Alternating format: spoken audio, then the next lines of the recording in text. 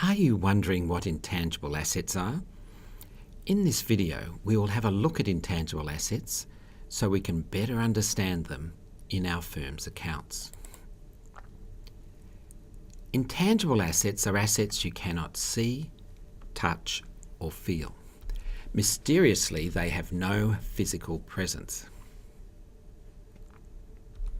In spite of having no physical presence, intangible assets can be critical drivers of value in many businesses. Intangible assets are defined in their very own accounting standard.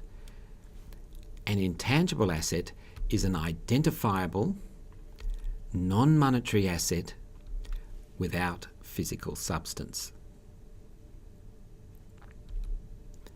Various types of intangibles are also described in the accounting standards, including scientific or technical knowledge, design and implementation of new processes or systems, licenses, intellectual property, market knowledge, and trademarks, including brand names and publishing titles.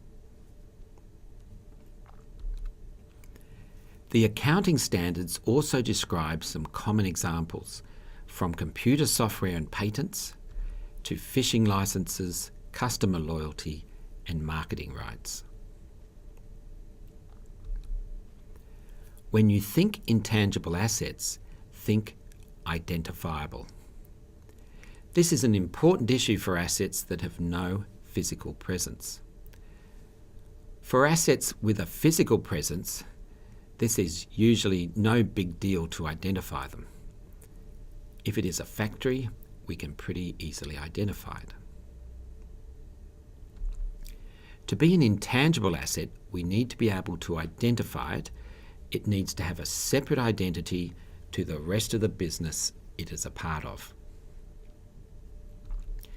There are two ways an intangible asset can have a separate identity and thus be identifiable. They need to either be able to be separate from a business and be able to be sold or otherwise transacted with other parties, or they need to arise from a contractual or legal right, even if those rights cannot be transferred to others. As with so much in accounting, this is set out in an accounting standard, in this case AASB 138, Intangible Assets, Para 12. And another thing intangible assets need to be is non-monetary. This means it does not have a precise value in terms of money. For example, accounts receivable and accounts payable are not intangible assets because they are monetary assets. They have a precise monetary value. Our customers owe us a precise dollar amount, and we owe our suppliers a precise dollar amount.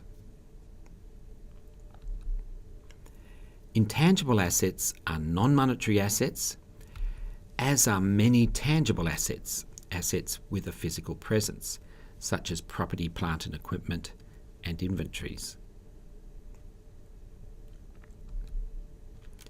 For an aspect of a business to be considered an asset, generally a firm needs to control the asset so it can obtain the expected future economic benefits from the asset.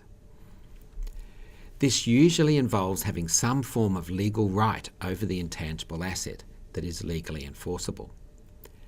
But this is not essential, as long as the firm controls the future economic benefits in some other way.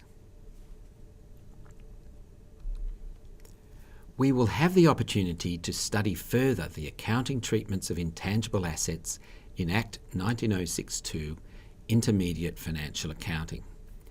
Watch this space.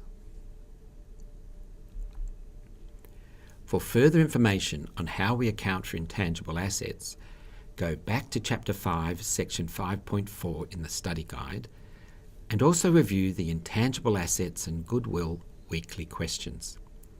Also answer, write and rate questions on intangible assets in Peerwise.